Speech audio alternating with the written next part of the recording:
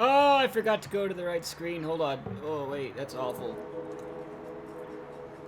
I didn't even set it up. Okay, there we go. Hi. We're loading in. Good morning. Welcome to today's live stream. Thank you for enduring my enduring professionalism. Thank you for your time. Let's talk about Bitcoin. Okay. Also, Litecoin looks kind of cool. I think it's going to bounce like $4. Just heads up. We got a cool range here, and we're bouncing off of it nicely. Wish I saw that 1, 2, 3, 4, 5 hours ago. Yeah, I probably could have done that. I was awake. That's too bad. Well, let's talk about Bitcoin. Let's record this bad boy.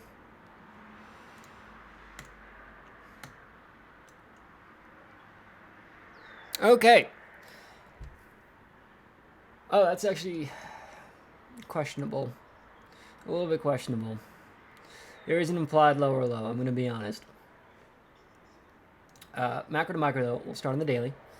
Let's talk about what we need to look at. Mysteriously enough, trend as defined by ACAT is still exactly that, defined. That's it on the daily. There's still that enduring gold fractal where we have the repeated and sustained trend. And $48,000, that's oddly enough reasonable for this level of trend continuation.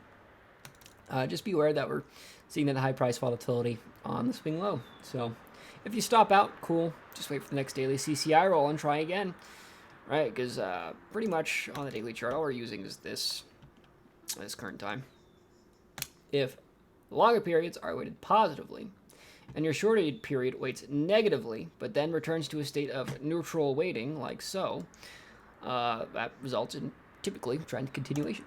So that's also especially true if you have this value particularly high, not quite above the 0.4 value, but we can make do. 0.9 value, excuse me. Anyway, 4-hour chart, we're seeing an active bearish mean reversion on the 605 period. There's actually two separate periods here we do need to be aware of. One is the 605 from the previous mean reversion condition. The other one is 250. I'm going to load both of those up now for you, so you guys can get a solid understanding of our necessary pivots. 605 and 250. Very nice. Hey. Is it really 250? It is, okay. So, two mean reversion conditions here. One of the mean reversion conditions implies 8,300, because when we re-enter the blue band, it implies we need to go down to the blue mean, and that's cool. So if that does end up happening, I'm going to be stopping out of a lot of trades. That's fine, because we still have a macro level uptrend.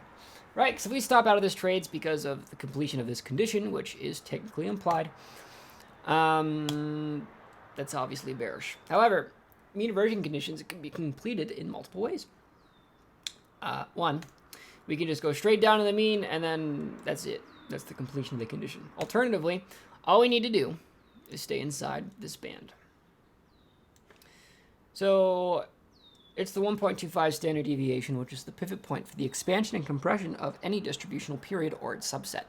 So with that in mind, as long as we stay inside the 1.25 standard deviation, it will stay in a state of compression, and therefore restoring the market to a state of relative potential energy as defined by that period.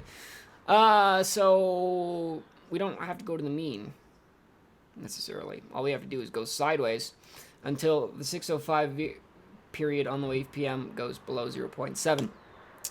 And we just have so much expansion here. Lateral trading could happen.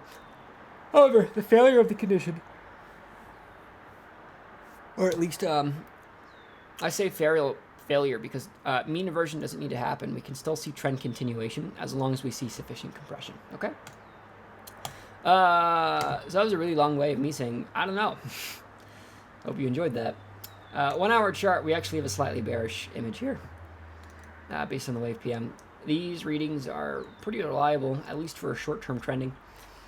Whenever you have everything below 0.47 like here, and you get this kind of comprehensive net expansion where everything is poking its head to the upside.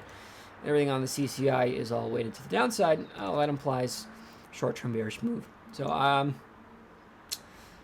this is technically a downward move right now. I would expect further downside at this time. There's a lot of potential energy, and there's downward weighting, which implies downward trend. So lower low today is possible.